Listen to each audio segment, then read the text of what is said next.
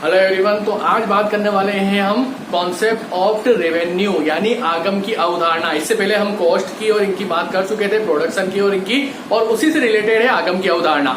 आगम की अवधारणा अगर आपने अच्छे से समझ ली तो आगे आपके बहुत काम आने वाली है, क्योंकि हम जो मार्केट पढ़ेंगे उस मार्केट में जो एवरेज रेवेन्यू और जो मार्जिनल रेवेन्यू होता है वो बहुत काम आने वाला है। उसी से हम जो इक्विलिब्रियम है वो करने वाले हैं फर्म का, ठीक है ना। तो यहाँ पे आपको समझने की जरूरत है। बस आपको मैंने पहले भी कहा था कि जो मार्जिनल यूटिलिटी और जो टोटल यूटिलिटी हमने पढ़ी थी वो चीजें आगे बहुत आएगी आपके। आपने देखा प्रोडक्शन में भी वो चीजें आई, टीपी, एपी, एमपी। आपने देखा लागत में भी वो चीजें आई, टीसी, एसी, एमसी।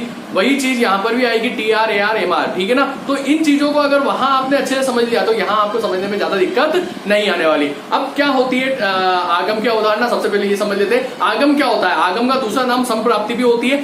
तो आगम जो होता है, जो भी उत्पादक होता है, वो उत्पादक को जो मूल्य प्राप्त होता है अपने माल को बेचने से, वो मूल्य कहलाता है उसका आगम यानी कि संप्राप्ति, ठीक है ना। अब यहाँ एक चीज ध्यान रखना, यहाँ उसने लागत को माइनस नहीं किया है आगम में से। अगर वो लागत को माइनस कर देता है आगम में से तो वो उसका प्रॉफिट होगा। यानी आगम के अंदर लागत भी सम्मिलित है और आगम के अंदर लाभ भी सम्मिलित है। जब वो आगम में से लागत को माइनस करेगा तो फिर उसका प्रॉफिट जो है वो उसे पता चल जाएगा कि मुझे कितना प्रॉफिट हुआ है, ठीक है ना।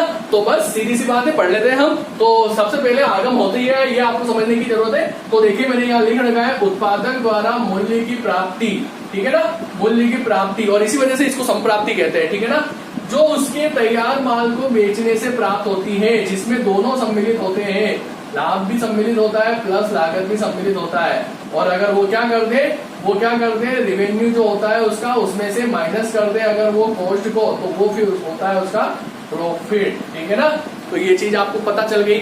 अधिकतर जो बिजनेसमैन है वो इस चीज को जानते हैं, और आप लोग भी कॉमर्स के स्टूडेंट, तो आपको पता है कि लागत है उसको माइनस करेंगे हम किसमें, रेवेन्यू में से, तो वो हमारा क्या हो जाएगा, प्रॉफिट हो जाएगा। अब चलते हैं यहाँ लागत जो होती है, आगम जो होती है वो आगम भी तीन प्रकार की होती है। जैसे हमने लागत में देखा था टीसी, एसी, एमसी, सेम चीज है। इसको बोलते हैं हम टीआर यानी कुल आगम, टोटल रेवेन्यू। इसको बोलते हैं हम औसत आगम, एआर, एवरेज रेवेन्यू। इसको बोलते हैं हम सीमांत आगम, एमआर, मार्जिनल रेवेन्यू। अब क्या होता है, सबसे पहले चलते हैं अपन टीआर पे। देखिए जितनी भी इकाइयां, कुल आगम मतलब जितनी भी इकाइयां बंदे ने बेची है ना, उसको उसकी प्राइस से मल्टीप्लाई कर दें। जैसे एक एप्पल 15 रुपए का बेचा और उसने टोटल 10 एप्पल बेचे, तो प्राइस कितनी थी 15, टोटल कितने बेचे 10 बेचे। यानी क्या किया, P इंटू क्या कर दिया हमने, Q कर दिया, यानी क्वांटिटी को P से प्राइस से मल्टीप्लाई कर दिया, तो हमें क्या प्राप्त हो जाएगी, हमें TR प्राप्त हो जाएगी। कोई दिक्कत नहीं, दिक्कत, ठीक है ना। TR is equal to P into Q, यानी TR बराबर प्राइस इंटू क्वांटिटी, ठीक है ना। सीधा सा बता दिया आपको मैंने, एप्पल 15 रुपए की एक बेची, 10 एप्पल बेची, तो 15 इंटू 10 यानी 150 रुपए हमारी कुल आगम कहलाई। अब चलते हैं औसत आगम यानी AR, एवरेज रेवेन्यू। यहाँ पर जो चीज की है उसी का उल्टा करना है। उल्टा का मतलब जो हमारी कुल आगम है ना TR, उसमें हम क्या करेंगे, जो हमारी टोटल इकाइयां है उसका भाग दे देंगे, ठीक है ना। जैसे टीआर है हमारी, कितनी आई टीआर हमारी, यहाँ 150 आई हमारी टीआर, ठीक है ना।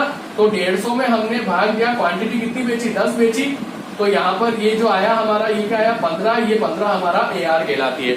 और ये जो एआर होता है ये ही आगे जाके मार्केट का जो है डिमांड कर्व कहलाता है। किसी भी बाजार का जो मांग वक्र है वो कौन सा वक्र कहलाता है, एवरेज रेवेन्यू कर्व कहलाता है। इस चीज को ध्यान रखना, ठीक है ना। अब चलते हैं सीमांत आगम। सीमांत आगम में भी वही चीज, एक अतिरिक्त, यहाँ पर क्या है, एक अतिरिक्त बेच रहा है वो, क्योंकि उत्पादक को प्राप्त हो रही है, तो एक अतिरिक्त इकाई बेचने से कुल आगम में होने वाला चेंज, परिवर्तन, वो कहलाएगा सीमांत आगम, ठीक है ना। तो उसका क्या फॉर्मूला बनेगा, delta TR upon delta Q, ठीक है ना। जैसे फॉर एग्जांपल एक से अगर उसने दूसरी इकाई बेची तो कितना कुल आगम मान लो उसका 15 चेंज आया, और जो क्वांटिटी है वो मान लो 1 हुई, तो क्या आई 15, यानी जो आपकी सीमांत आगम है वो कितनी आई 15, ठीक है ना। समझ गए आप यहाँ पर, ओके। ये तीनों चीजें समझ में आ गई। अब मेन चीज आपकी ये है, अब इन तीनों में संबंध होता है। तीनों में संबंध कैसे होता है, जैसे हमने पढ़ा था टोटल कॉस्ट में, एवरेज कॉस्ट में और मार्जिनल कॉस्ट में संबंध देखा था ना, है ना। वहां पर वो यू आकार के बन रहे थे, आपको बताया था। और जो टीसी है वो इस तरीके से पहले घट रहा था फिर बढ़ रहा था, और टीवीसी और टीसी एक जैसा था। सेम चीज यहाँ पर तीनों में संबंध होता है, लेकिन वक्र का जो आकार है वो अलग अलग बाजारों में अलग अलग प्रकार के होते हैं। अब हमें आगे जाके फर्म में संतुलन करना है, फिर हम मार्केट पढ़ेंगे। तो मार्केट पढ़ने के लिए और फर्म के संतुलन के लिए हमें कौन से बाजार में किस प्रकार का रेवेन्यू कर्व होता है वो हमें देखना जरूरी है, और कैसे आता है वो देखना जरूरी है। तो यहाँ पर जो मुख्य रूप से बाजार होते हैं वो मुख्य रूप से 3 प्रकार के होते हैं। कितने प्रकार के? 3 प्रकार के। एक तो होता है पूर्ण प्रतियोगिता बाजार, इसको हम आगे बाजार वाले चैप्टर में और भी डिटेल से समझेंगे, अभी मैं सिर्फ आपको ब्रीफ बता रहा हूं, जो चैप्टर में है उतना ही, आगे पूरा चैप्टर आएगा इनका, ठीक है ना। पूर्ण प्रतियोगिता बाजार, एकाधिकार बाजार और अपूर्ण प्रतियोगिता बाजार। अपूर्ण प्रतियोगिता बाजार में वापस 2 बाजार आ जाते हैं, एक तो होता है एकाधिकारात्मक, एक होता है अल्पाधिकार, ठीक है ना।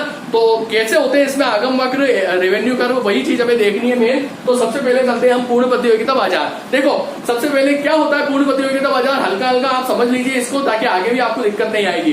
पूर्ण प्रतियोगिता बाजार आपको इसके नाम से ही पता चल रहा है, जहां पर फुल कंपटीशन हो, यानी ऐसा बाजार जहां पर क्रेता और विक्रेता बहुत ज्यादा हो, और क्रेता और विक्रेता बहुत ज्यादा हो, और साथ में वहां पर जो कीमत है ना वो स्वीकारक है, वो सभी कीमत स्वीकारक है, यानी जो मार्केट में कीमत चल रही है वो उन्हें स्वीकार करनी पड़ती है।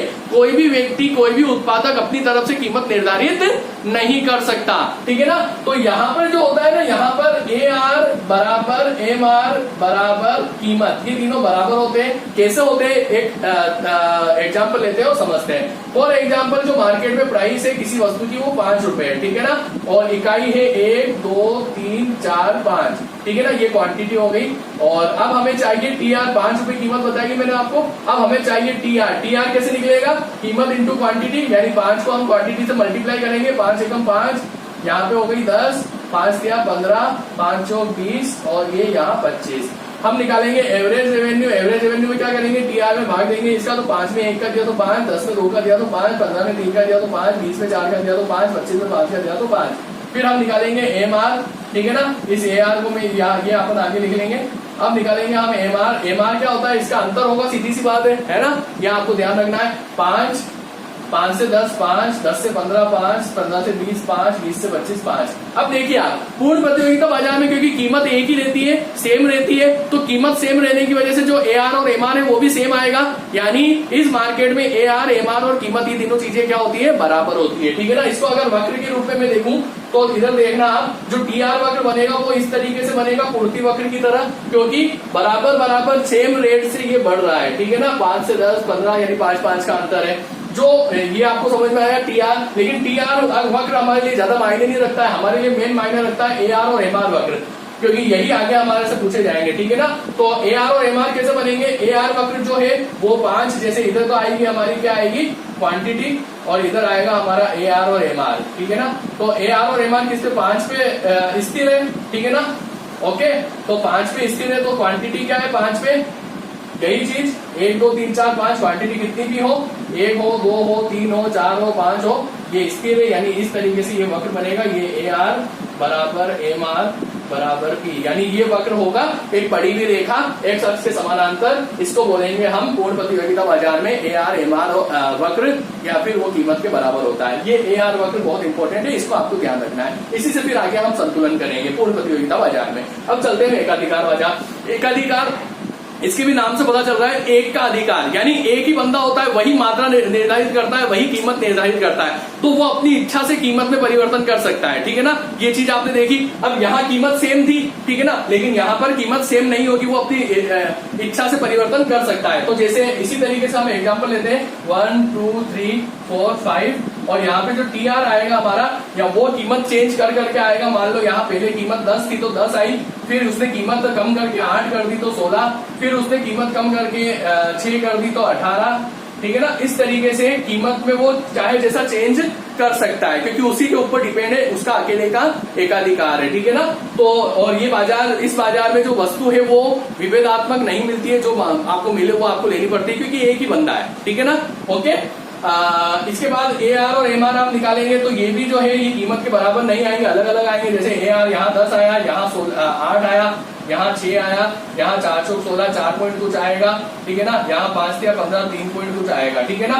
MR जो है वो क्या आया, 10 16 यानी 6, 16 से 18 यानी 2, 18 से 18 यानी 0, और 18 से 16 यानी 2, ठीक है ना, -2, ठीक है, ये चीज आपने देखी। अब इसका जो वक्र बनाएंगे हम, तो वक्र कैसे बनेगा, जैसे TR वक्र 10 से 16, 16 से 18, यानी मान लो फॉर एग्जाम्पल यहाँ से गए हम, ये 10 से फिर ये 16 और 16 से ये 18, और ये इस तरीके से वक्र बनेगा। यहाँ से फिर ये नीचे आ जाएगा, 18 से क्या हो गया 16 हो गया, और यहाँ पर जो होगा MR क्या होगा, यहाँ पर 0 होगा, ठीक है ना। ये हो गया हमारा TR, ठीक है ना।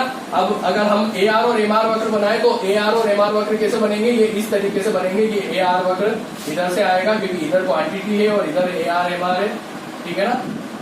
तो AR वक्र इस तरीके से आएगा, फिर लास्ट में क्या हो रहा है 4.5 और फिर 3.5 ये हो रहा है, तो ये इस तरीके से हो जाएगा। और यहीं से स्टार्ट होगा, 10 से ही स्टार्ट हो रहा है, ठीक है ना, यहीं से स्टार्ट होगा हमारा MR वक्र जो यहाँ से आके फिर ये यहाँ थोड़ा सा ऋणात्मक हो गया, -2 हो रहा है, ठीक है ना। तो मैंने जैसा आपको कहा था कि हर में आपको तालिका देखने की जरूरत नहीं है, फिर आपको ये इस तरीके से बनाने पड़ेंगे। इसका ढाल थोड़ा तीव्र है, ठीक है ना। सेम इसी तरीके से एकाधिकारात्मक में बनेगा, बस वहां पे ढाल थोड़ा चपटा रहेगा, ठीक है ना। तो इस तरीके से इसमें AR और MR वक्र बनते हैं। इससे हमें ज्यादा लेना देना नहीं है, लेकिन फिर भी आप याद रख सकते हो, ठीक है ना।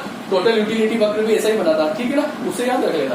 बाकी AR और MR ऐसे होते हैं, ठीक है। अब चलते हैं हम आगे। अब हमारा जो नेक्स्ट बाजार है इसको मैं मिटा देता हूँ, देख लिया होगा आपने। अब चलते हैं हम आगे। अब चलते हैं हम अपूर्ण प्रतियोगिता। अपूर्ण प्रतियोगिता वो बाजार होता है जहाँ पे प्रतियोगिता पूरी तरीके से ना हो, ठीक है ना। और पूरी तरीके से ना हो ऐसे बाजार दो होते हैं, एकाधिकारात्मक और अल्पाधिकार। एकाधिकारात्मक वो होता है जहां पर वस्तु विभेद तो पाया जाता है, लेकिन पूर्ण रूप से स्थानापन्न नहीं होती है वस्तु। जैसे आप विभिन्न तरीके से साबुन लाते हो, जैसे डव साबुन हो गया, लाइको हो गया, लक्स हो गया, ये साबुन आप स्थानापन्न पूर्ण रूप से नहीं कर सकते हो, ठीक है ना, लेकिन हाँ कर सकते हो कभी आपको जरूरत पड़ गई तो। और इसमें वस्तु का विभेद भी पाया जाता है थोड़ा बहुत, किसी में खुशबू अलग होती है, किसी में और कुछ चीज होती है, कीमत भी अलग होती है, यानी यहाँ पर गैर कीमत प्रतियोगिता पाई जाती है, ठीक है ना, एकाधिकारात्मक में। तो यहाँ पर जो आपके उदाहरण बनेगा वो क्या बनेगा, क्वांटिटी 1 2 3 4 5 6 आप चाहे जितनी ले सकते हो। यहाँ जो आपका TR हो जाएगा वो होगा यहाँ पे, जैसे हमने जो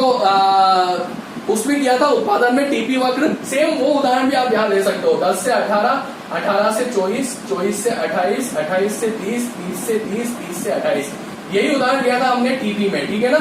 आप चाहे ये का ये ले सकते हो। इसमें क्या हो रहा है 10 से 18 यानी 8 बढ़ा, 18 से 24 6 बढ़ा, 24 से 28 4 बढ़ा, फिर 28 से 30 कम हुआ 2 बढ़ा, 30 से 30 और फिर माइनस हो गया, ठीक है ना। तो जो और फिर AR और MR आप बना ही लोगे, ठीक है ना। AR कैसे बनाएंगे, इसका इसमें भाग दोगे, यहाँ 10 आया, 18 का 2 यानी 9 आया, 24 का 3 यानी 3 8 24, 4 7 28, 5 30, इस तरीके से AR आ जाएगी।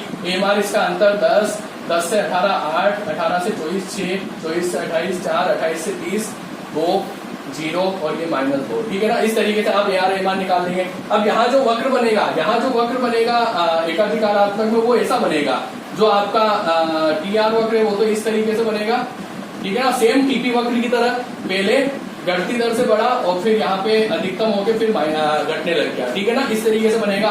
और जो AR और MR वक्र है वो सेम एकाधिकार की तरह बनेंगे, बस थोड़े से चपटे ढाल वाले होंगे, ये इस तरीके से। ये होगा AR वक्र और यहाँ पर ये होगा आपका MR वक्र, ठीक है ना। इसको लेके भी आप बना सकते हो, तालिका के द्वारा भी आप बना सकते हो, बाकी भी ऐसा बनेगा, ठीक है ना। ओके, दोनों ऋणात्मक होते हैं, MR जो है वो AR से नीचे होता है, इस चीज का आप ध्यान रखना है सभी बाजारों में, ठीक है ना। अब चलते हैं अल्पाधिकार। एक और बाजार होता है द्वाधिकार आपके सिलेबस में है नहीं, उसमें 2 विक्रेता होते हैं, ठीक है ना। अल्पाधिकार में जो विक्रेता है उनकी संख्या ज्यादा नहीं होती है, या तो 8 ज्यादा से ज्यादा 10 होती है, ठीक है ना, बहुत कम संख्या होती है। जैसे आप स्टील कंपनियों को ले लो या फिर आप पेट्रोल कंपनियों को ले लो, ये जो है ये अल्पाधिकार कहलाती है। यहाँ पर जो कीमत दृढ़ता पाई जाती है उसकी वजह से AR वक्र का आकार निश्चित नहीं होता है, वो बदलता रहता है, और MR सेम इसी की तरह होता है, ठीक है ना। तो यहाँ पर जो AR और MR वक्र होता है, जो AR वक्र होता है ये विंकुचित होता है, यानी इस तरीके से यहाँ मुड़ जाता है, इसको बोलते हैं विंकुचित। क्या बोलते हैं, विंकुचित। और जो MR वक्र होता है वो सेम होता है इसी तरीके से, ठीक है ना। ये विंकुचित इसलिए होता है कि कीमत दृढ़ता पाई जाती है, कीमत दृढ़ता की वजह से सभी जो फर्में होती है अगर एक चेंज करता है तो सभी कर देते हैं और फिर काफी टाइम तक उसी पे बने रहते हैं, उसको बोलते हैं कीमत दृढ़ता। तो ये आपकी जो आगम की अवधारणा है वो कंप्लीट हुई, लगभग सारी चीज मैंने आपको यहाँ बता दी है।